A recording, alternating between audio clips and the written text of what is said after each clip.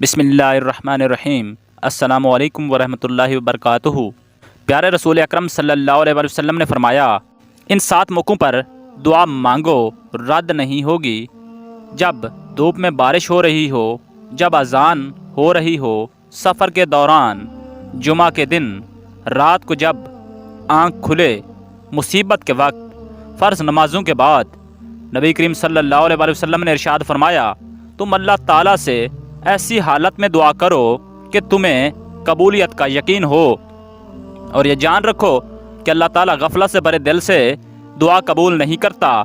جابر رضی اللہ تعالیٰ عنہ نے کہا، رسول اللہ صلی اللہ علیہ وسلم فرماتے ہیں، ہر رات میں ایک گھڑی ایسی ہوتی ہے، اس وقت جو آدمی اللہ سبحانہ و تعالیٰ سے دنیا اور آخرت کی بھلائی مانگے، اللہ سبحانہ و تعالیٰ عطا کرتا ہے، اور یہ گھڑی ہر رات میں ہوتی ہے۔ اکثر لوگ دعا کرتے ہیں اور اس کے قبول نہ ہونے پر پریشان بھی ہوتے ہیں، حالانکہ کسی کی دعا رد نہیں ہوتی، اس کی قبولیت کا ایک وقت مقرر ہوتا ہے۔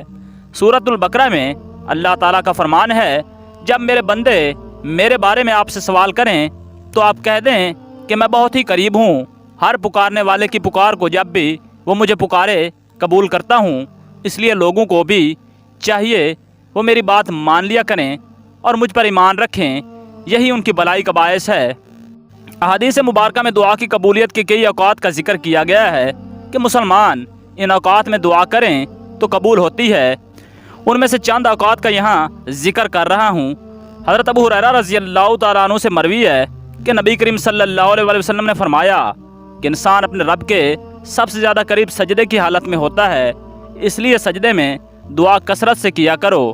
حضرت سہل بن سعد رضی اللہ تعالیٰ عنہ سے روایت ہے کہ رسول اللہ صلی اللہ علیہ وسلم نے فرمایا، 2 دعائیں رد نہیں کی جاتیں، ایک اذان کے وقت، دوسری بارش کے وقت۔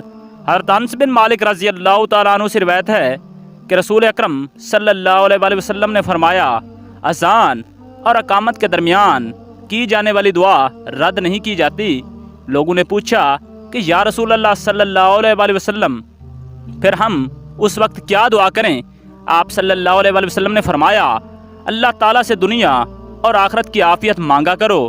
حضرت ابو ہریرہ رضی اللہ تعالیٰ عنہ سے روایت ہے کہ رسول اللہ صلی اللہ علیہ وسلم نے فرمایا، جب امام آمین کہے تو تم بھی آمین کہو، کیونکہ جس کی آمین فرشتوں کی آمین کے موافق ہو جائے تو اس کے پچھلے گناہ معاف کر دیے جائیں گے۔ جب امام غیر المغضوب علیہم ولا الضالین کہے تو تم آمین کہو، اللہ تمہاری دعا قبول کرے گا۔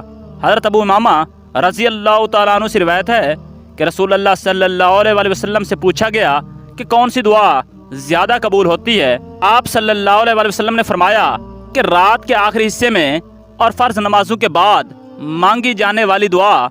حضرت عمران بن حسین رضی اللہ تعالیٰ عنہ سے روایت ہے کہ رسول اللہ صلی اللہ علیہ وسلم نے فرمایا، جو شخص قرآن پڑھے اسے چاہیے کہ اللہ سے سوال کرے، اس لیے کہ ان قریب ایسے لوگ آئیں گے جو قرآن پڑھ کر لوگوں سے سوال کریں گے۔